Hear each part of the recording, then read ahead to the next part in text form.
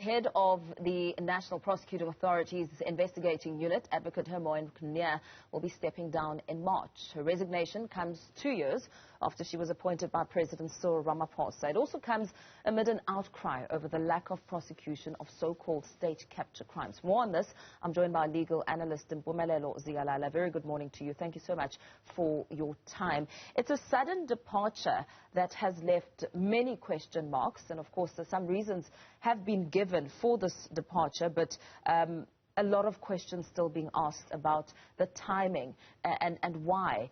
What's your legal take on this? Certainly the question we need to ask is how can the person who's at the head or at the helm of a special vehicle for prosecution, which is left with a few weeks before the final report of the State Capture Commission is about to be released, in which the real work of prosecution and recovery is going to start, in saving the millions of the taxpayers' money that have been squandered during that particular process. Now then the question is, if a person departs at such a critical stage, where are they going to get a new person to come in? They'll be able to be well acquainted with the facts and the matters as they are. Are they going to get someone who's equally qualified to do that and that has a wealth of knowledge, so that at the end of the day you are able to prosecute these matters as soon as possible? Let's remember, in any criminal case, what is critical, it is the amount of evidence that you have, because that's what guarantees you a prosecution or successful prosecution at the end of the day. So the longer you wait, the quantity and the quality of the evidence is going to be impacted. Now, the question then is, are we going to be able to find someone who's going to step in their shoes, be able to do the job as quickly as possible, and be able to do it efficiently so that it produces results at the end of the day? And, you know, this move also comes amid the intense public pressure over the lack of arrests of many of those high-profile cases and questions on why some of them haven't even been tackled, and, of course, some strides being made in some of those cases, which also leaves a lot to really, you know, go into and question as to what happens now. Definitely those are valid questions, because the question is, when you are sitting there within the commission while the evidence is being produced, what is it that you are doing when you go back to the office? What are the investigating officers doing? What type of evidence do you have? Can't you go to court on those pieces of evidence that you have and be able to get a successful prosecutions?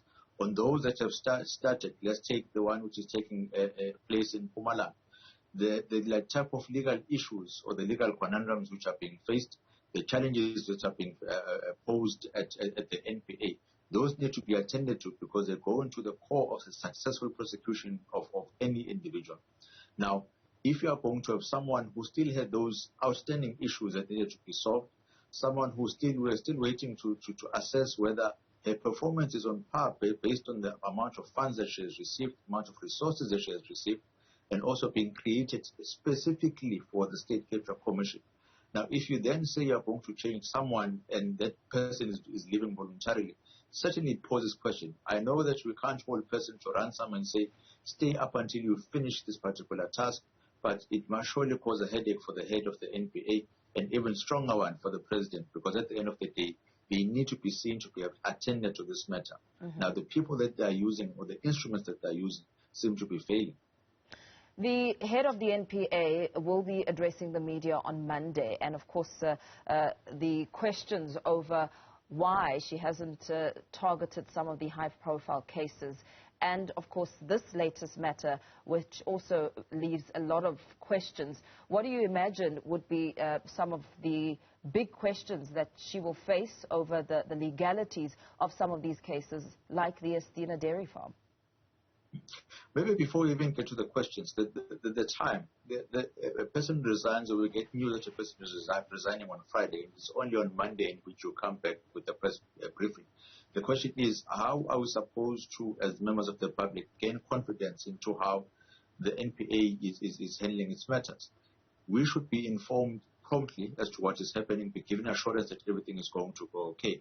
And in the part of that assurance, that is when maybe a small report back of cases like the Estina dairy farm, other high-profile cases as to what are the impediments that are there. Tell us the truth if there are any outside influences or political influences which are taking place, and simply tell us the success rate in which we have, it is at 0.8, These are the issues that we are being faced with. This is how we are going to overcome them. And these are the small wins or the successes that we have thus far.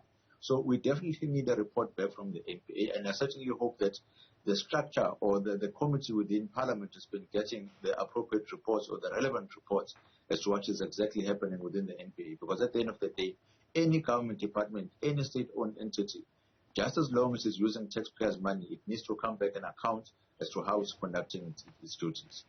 Very well. Thank you so much for your time. Let's leave it there for now. Of course, some legal analysis coming in there from Zikalala as he explains some of the big questions that will be posed to NPA head Shamila Batohi come Monday, especially in the wake of the latest unfolding with this sudden resignation. Still a lot of questions and very little answers.